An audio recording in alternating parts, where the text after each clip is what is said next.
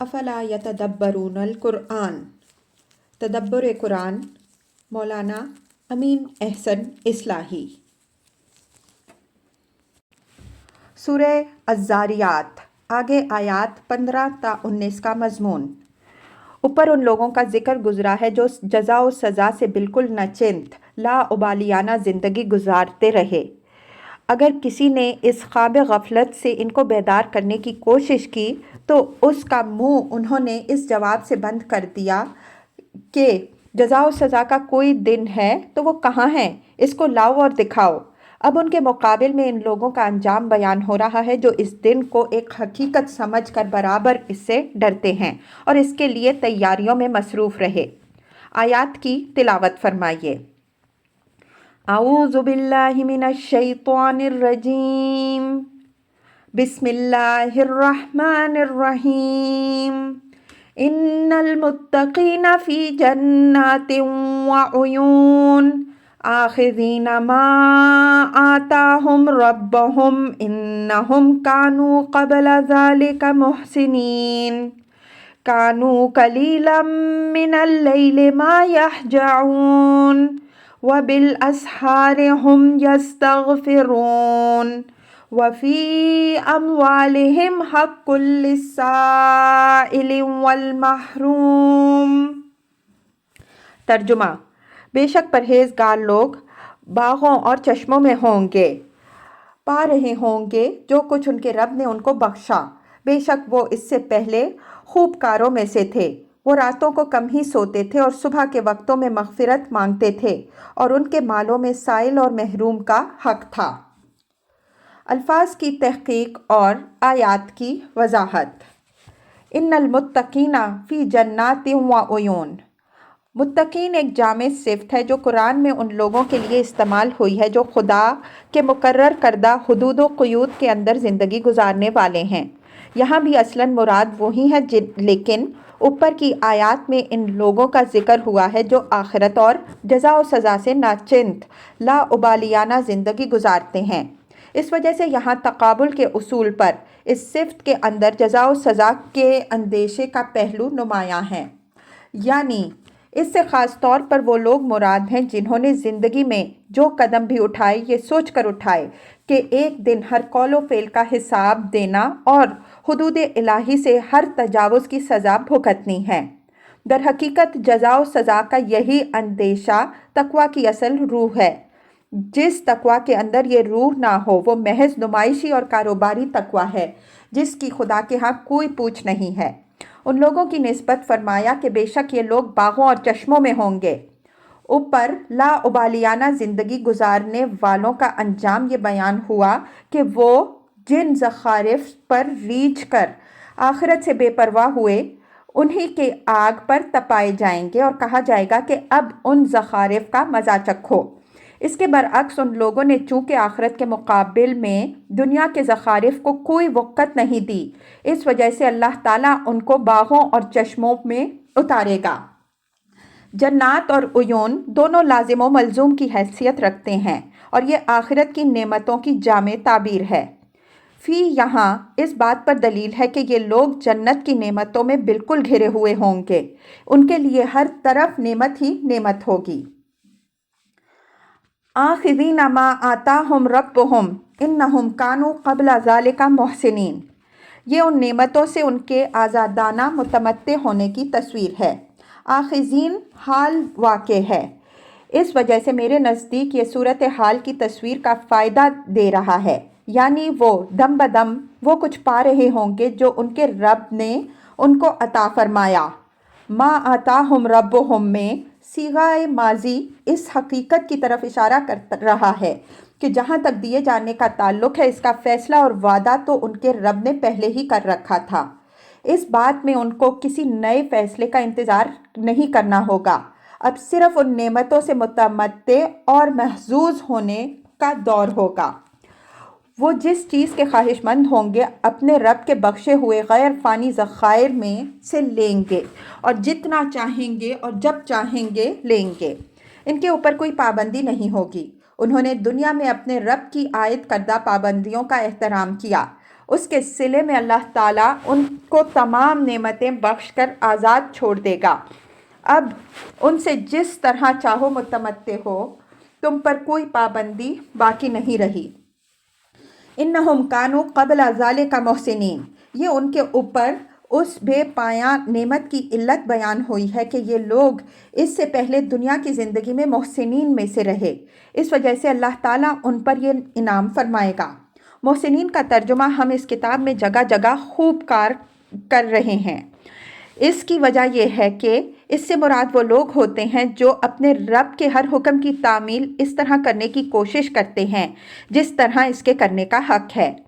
یہ صرف ان لوگوں کے اندر پیدا ہوتی ہے جن کے اندر جزا و سزا کا عقیدہ راسخ ہو۔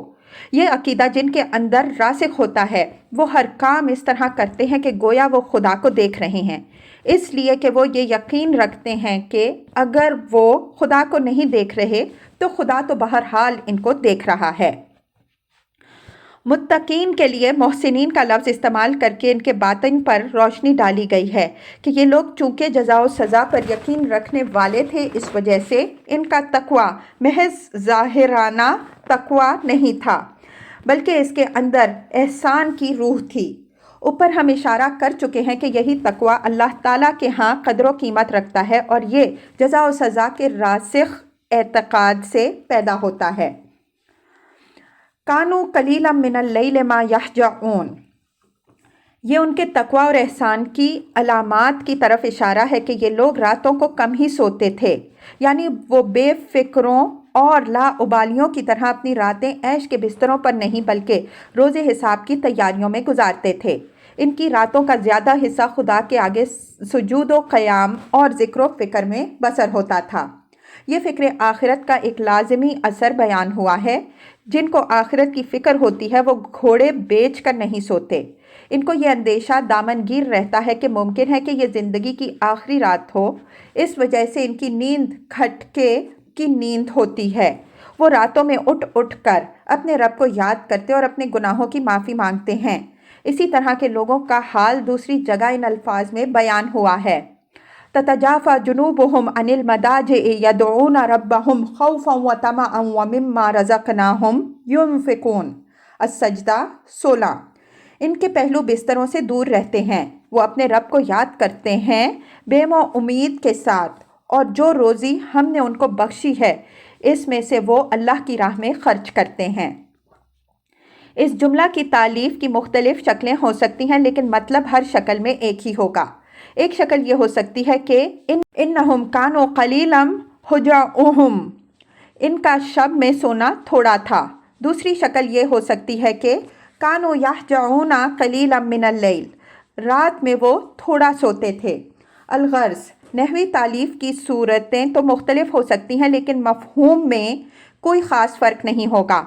بعض لوگوں نے اس کا مفہوم اس سے مختلف لیا ہے لیکن ان کی رائے عربیت کے بھی خلاف ہے اور قرآن کے نظائر کے بھی، اس وجہ سے ان سے تعرض کی ضرورت نہیں ہے۔ ہجوع کے معنی سونے کے ہیں، اور اس آیت سے یہ بات صاف نکلتی ہے کہ اہل تقویٰ اور اہل احسان کی یہ خاص علامت ہے کہ وہ رات میں کم سوتے ہیں، زیادہ حصہ اس کا وہ اللہ تعالیٰ کی یاد، ذکر و فکر اور توبہ و استغفار میں گزارتے ہیں۔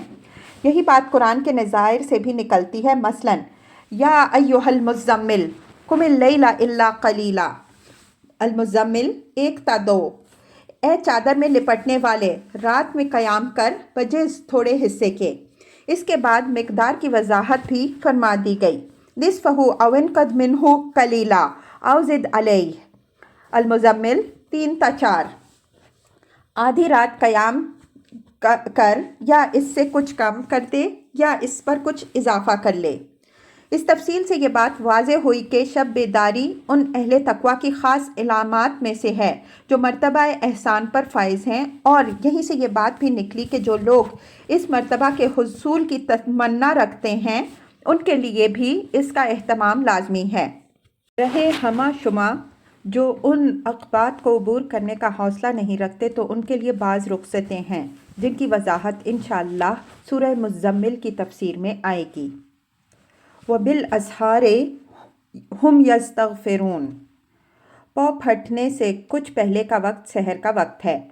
یہ ان تمام شب خیزی اور تمام رکوع و سجود کی غایت بیان ہوئی ہے، یعنی آخری کام ان کا یہ ہوتا ہے کہ سحر کے وقت اپنے گناہوں کی معافی مانگتے ہیں کہ رب کریم جزا و سزا کے دن ان کے گناہوں سے درگزر فرمائے اور ان کو اپنے دامن عفو و کرم میں جگا دے۔ اس سے معلوم ہوا کہ وہ نہ تو اس بات کے متوقع ہوتے ہیں کہ اس شب بیداری اور رکوع و سجود کے صلے میں ان کو حضور اور وہ شہود کا کوئی بڑا مقام حاصل ہوگا، اور نہ وہ اس طرح کی کسی چیز کے طلبگار ہی بنتے ہیں، بلکہ ان کی طلب صرف یہ ہوتی ہے کہ اللہ تعالیٰ ان کی غلطیوں اور کوتاہیوں سے درگزر فرمائے۔ چنانچہ ان کی شب کی تمام عبادت و ریاضت کا اختتام استغفار پر ہوتا ہے۔ اس سے یہ حقیقت واضح ہوئی کہ اسلام میں عبادت و ریاضت کا مقصود دوسرے مذاہب سے بالکل مختلف ہے۔ دوسرے مذاہب میں عبادت و ریاضت کا اصل مقصود کشف، مشاہدہ، تجلی ذات خداوندی میں انضمام اور اس قبیل کی دوسری چیزیں ہیں۔ جوگی، ستیاسی اور راہب جو ریاضتیں کرتے ہیں ان سے ان کے پیش نظر یہی چیزیں ہوتی ہیں، لیکن اسلام میں ریاضت و عبادت کا اصل مقصود صرف اللہ تعالیٰ کی مغفرت اور اس کی خوشنودی کی طلب ہے۔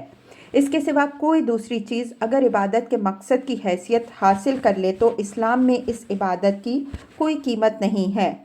ہندوؤں کے فلسفے سے متاثر ہو کر ہمارے ہاں صوفیوں کے ایک طبقے نے بھی عبادت و ریاضت کا مطمع نظر انہی چیزوں کو بنا لیا ہے جن کا ذکر اوپر ہوا ہے۔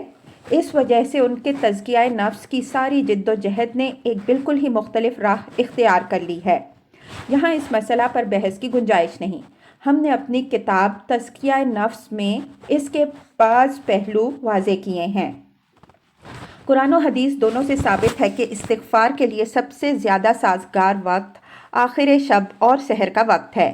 اس وقت جیسا کہ مشہور حدیث قدسی سے ثابت ہے، اللہ تعالیٰ کی رحمت استغفار کرنے والوں کے انتظار میں ہوتی ہے، لیکن اس وقت سے فائدہ اٹھانے کا حوصلہ صرف طالب صادق ہی کر سکتے ہیں۔ ہر بول ہوس یہ حوصلہ نہیں کر سکتا کہ رات رکوع و سجود میں گزارے، پھر صبح کو مغفرت کا سائل بن کر اپنے رب کے دروازے پر حاضر ہو۔ اللہ کے جو بندے یہ حوصلہ دکھاتے ہیں ان کا یہ حوصلہ ہی ان کے اخلاص کا ضامن ہوتا ہے۔ اس وجہ سے اللہ کی رحمت ان کی طرف ضرور متوجہ ہوتی ہے۔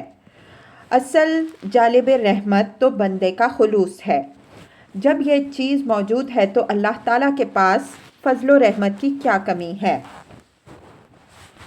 وفی اموالہم حق للسائل والمحروم، یعنی یہ محسنین جس طرح خدا کا حق پہچاننے والے تھے اسی طرح اس کے بندوں کے حقوق بھی ادا کرنے والے تھے۔